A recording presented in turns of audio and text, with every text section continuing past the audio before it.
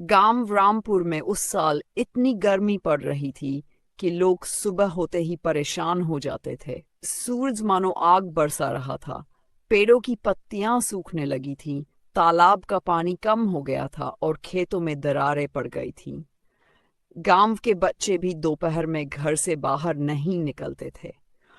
उसी गांव में एक 2.5 साल का लड़का रहता था जिसका नाम छोटू था। छोटू बहुत समझदार और मेहनती बच्चा था। उसे पेड़ पौधों से बहुत प्यार था। हर सुबह वह जल्दी उठकर अपने घर के सामने लगे पौधों में पानी डालता था। एक दिन सुबह छोटू ने देखा कि उसकी दादी बहुत परेशान बैठी हैं। उसने पूछा, दादी क्या हुआ? आप इतनी चिंता में क्यों हैं? दादी बोली, बेटा, इस बार गर्मी बहुत ज्यादा है। कुएं का पानी भी कम होता जा रहा है। अगर ऐसे ही रहा तो गांव में पानी की बहुत परेशानी हो जाएगी। छोटू ये सुनकर सोच में पड़ गया।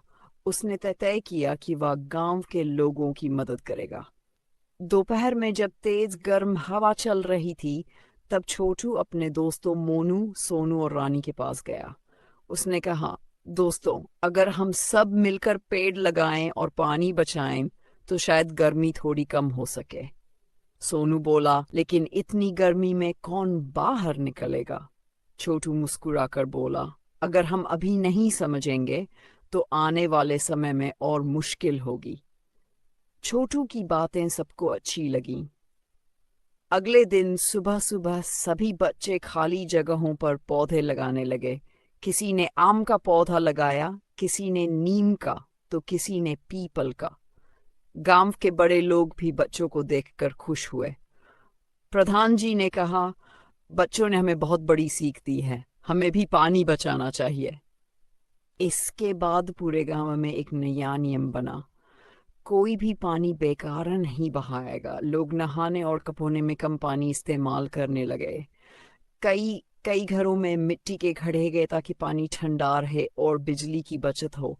लेकिन गर्मी अभी भी बहुत तेज थी। एक दिन गांव में बिजली चली गई। सब लोग परेशान हो गए, पंखे बंद हो गए थे और बच्चे पसीने से बेहाल थे।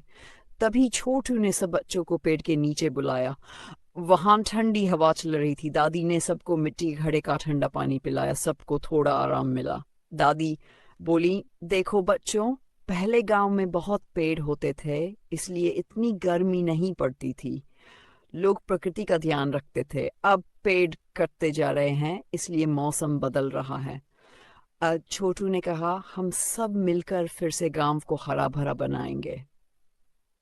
धीरे धीरे गांव में बहुत सारे नए पेड़ लग गए। कुछ महीनों बाद बारिश भी अच्छी हुई। तालाब फिर से भर गया, इसमें हरियाली लौट आई। एक दिन स्कूल में मास्टर जी ने छोटू को सबके सामने बुलाया और कहा, छोटू ने हमें सिखाया है कि अगर हम प्रकृति का ध्यान रखें तो प्रकृति भी हमारा ध्यान रखती